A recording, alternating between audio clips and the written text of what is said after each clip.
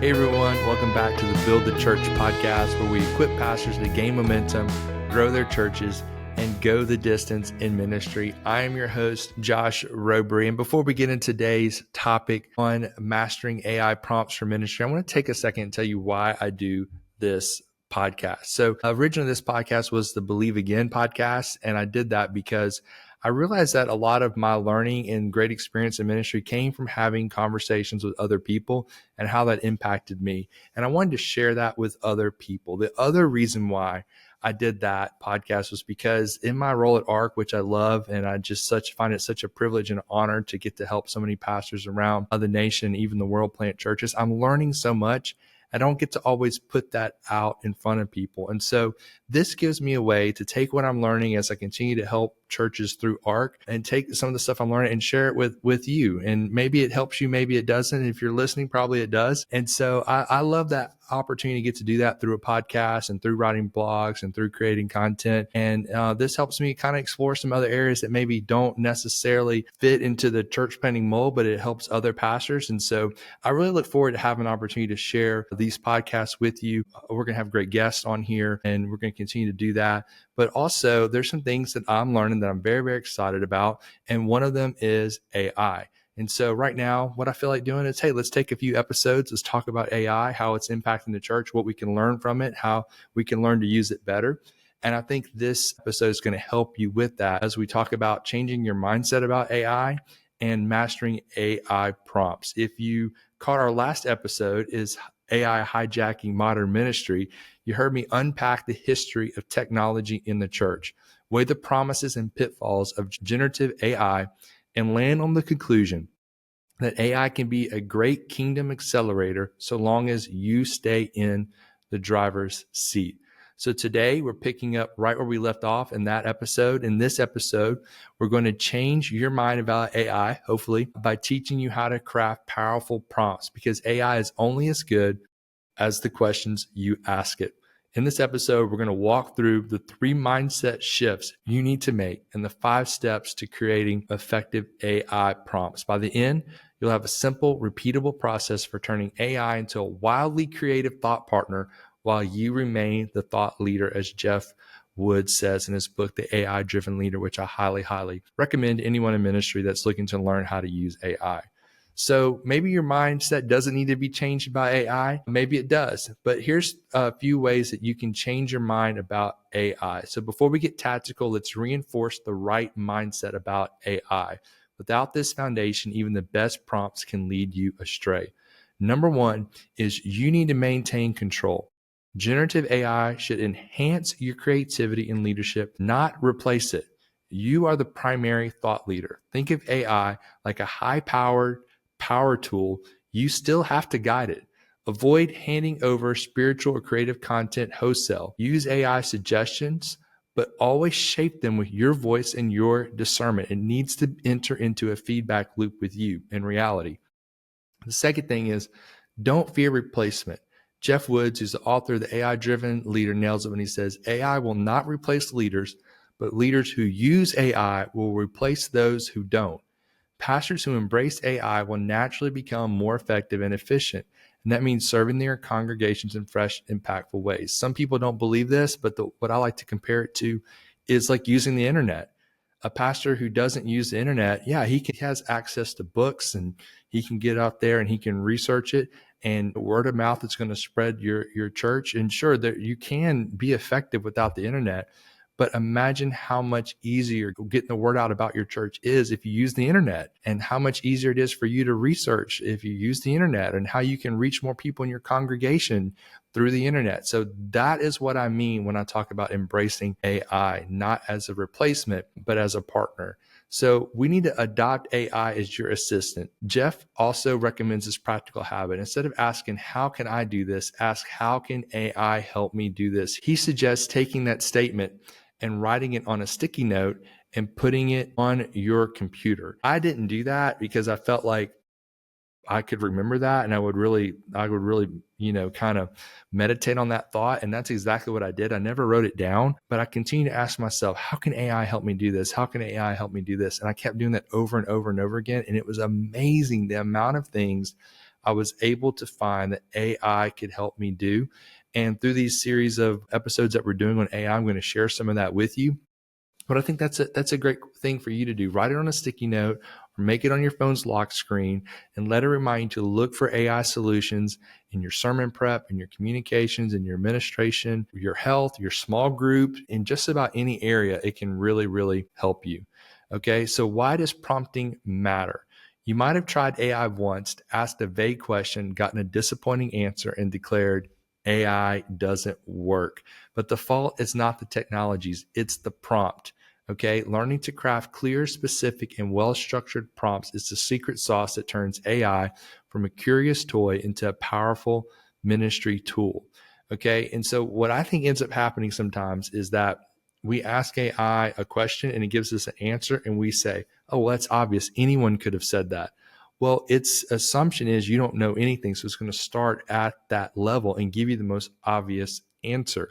If you want something that's not obvious, you need to say, give me something that's not obvious, and it will give you an answer that you would have never thought of. Another thing, and I mentioned this to a group I was speaking to in AI, and not too many people remember this, but we played this game at some point. It's a programming type game when I was younger, and it's the peanut butter and jelly game where you tell someone to make a peanut butter and jelly sandwich, but they only do literally what you tell them to do. So if you say spread the peanut butter on the bread, they take the jar of peanut butter and they just rub the jar on the bread because you didn't tell them first to take out the knife, to use your hand to open the lid, and whatever step you forget, the person just does literally what you're saying, and it ends up being a mess. If you've ever tried to wire a TV before, you can have a lot of things connected, but one thing not connected and it not work. And so what we have to realize is that your prompt is your programming for AI to do exactly what you want it to do, and you can't make any assumptions in that process. You have to literally tell it what you want it to do. And when you do that, it's going to give you what seems like miraculous results. Okay. So sometimes you can be too vague. You can say, give me content on stewardship, and you'll get generic one size fits all answers. But you could use a well-crafted statement that says, summarize my sermon on stewardship for a 1-minute social media clip using a conventional tone and ending with a call to prayer. You'll get an amazing result when you do that. I do it constantly, and I list out the steps. And so those steps, I'm going to give them to you today. And I think you should literally put these in when you create prompts. Okay. So here's 5 steps to writing an effective AI prompt. We're going to break this down by prompt into 5 essential elements with examples you can start using today. So one of the things I like to do is remember that it's kind of like a scale. You can have a weak prompt to a strong prompt.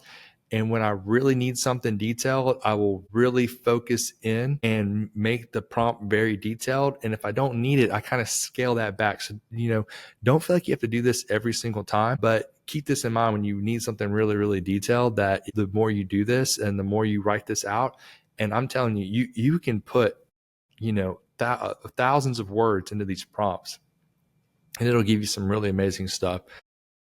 So the first step into creating the first step to writing an effective prompt is, number 1, state the goal. Define exactly what you want AI to do. So a weak example would be write on prayer. A strong example would be summarize my 25-minute sermon on prayer into a 300-word blog post. And I go even further than that when it comes to blog posts. And I will go into that more detail in another episode. But there's a lot of things you can tell it in there that right off the bat, you know what you want it to do and you don't want it to do, and it'll create something really, really special for you. The second step to writing an effective prompt is you need to state the return format. And in this, you specify how the answer should be structured and how you want it to come back to you. So a weak example would be, give me social media post on giving. Let's say you just taught on giving that week. A stronger example would be create 5 social media captions under 100 characters each ending with a different question to create engagement on my social media posts on giving. Okay. And so if you work this out well, it'll really work wonders for you. Another thing is I like to do is when I'm trying to master AI prompts for ministries, I give it warnings, tell it what not to do. Right now, a good one is remove all M dashes. So AI is notorious right now for putting the M dash, which is the long dash to continue a sentence. I like an M dash because, as my dad once told me when I was a young boy of only 10 years old, you're a walking run on sentence. I like to talk and I like long sentences. But as a writer, what I've learned is that people need shorter sentences and shorter sentence structures. I needed a shorter sentence structure right there. They need shorter sentence structures to keep their attention when they're reading. And so that M dash is not helpful, and it's a dead giveaway that you copied and pasted AI. And even if you didn't copy and paste it, you utilized it. And so a lot of times what I will do is I will write content, I will put that content in AI and ask AI to refine it. And in the refining process, it'll add M dashes. And I hate that AI does that. Okay, so I tell it no M dashes. I will tell it to not state the obvious. I will give it all kinds of things not to do based on things that maybe it did earlier in the chat. So maybe the chat was going on and it produced a certain result earlier. I will say, hey, do not do that in this one. And you need to do that. So tell AI what to avoid. You can say, do not hallucinate. I tell it, hey, do not hallucinate. If you cannot find it, do not share it. Don't use cliches. Do not say things that are common church cliches like come as you are. Include fresh illustrations. A lot of times I'll say to cite the data. If you use an outside source for a quote, to cite your source. And so you can give it those warnings. The next one is my favorite one. I think it's probably my favorite. And that is the fourth step you need to use to write an effective prompt is to give context. So number one, state the goal. Number two, you need to tell it to what format you want to receive the information in. Three, give it the warnings, what to avoid.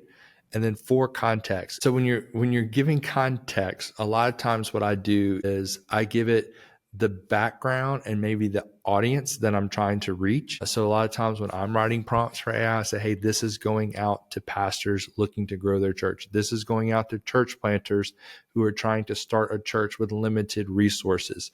The other thing that I do that I love about this part of the prompting process is a lot of times I can go back through my own resource library, my own resources that I've collected over 10 years of helping church planters at ARC, or just however many years I've been writing, which is since I've been 16 years old. And I can grab that stuff and I'll dump it into the context section.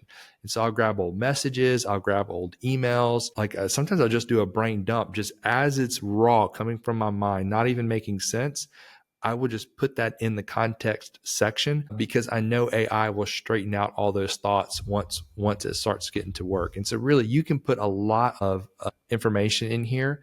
And part of that context is a brain dump. Part of it's putting the maybe the project that you're working on currently in there. Say, hey, I want to look like this. So maybe you say, hey, I want to look like something else I saw. You say, hey, use this blog or this article as a resource as you're answering this question. And sometimes it's just a brain dump. So, and then other times you're just using it to this section to create a picture of your audience for ChatGPT. And then finally, a really fun one that I don't always use. I forgot where I learned this one from, but probably Jeff Woods, if I learned it from anywhere, it's his book, The AI Driven Leader, is I assign a role to, no, actually I didn't learn it from him. I learned it from a friend who first taught me about AI. And he said, tell it to write your blog or whatever in the voice of Jimmy Fallon. And it would be really funny. And I'm like, oh my gosh, it sounds just like Jimmy Fallon.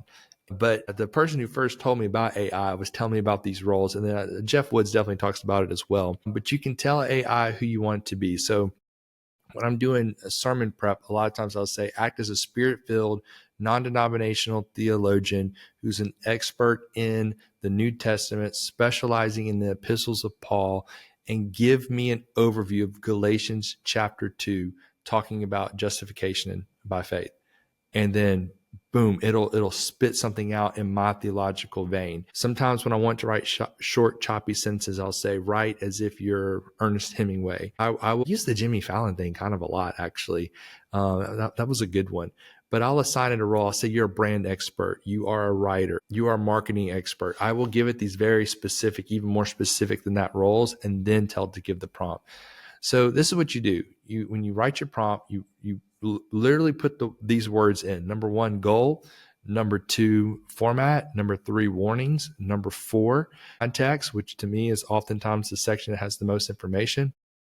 And number 5, role. And then you type out exactly what you want it to be, and you fill those in, and it will read that as if it's a computation that you put into it, and it will give you some amazing results. Okay, let's put this all together. Here's a sample prompt, fully fleshed out, using all 5 elements.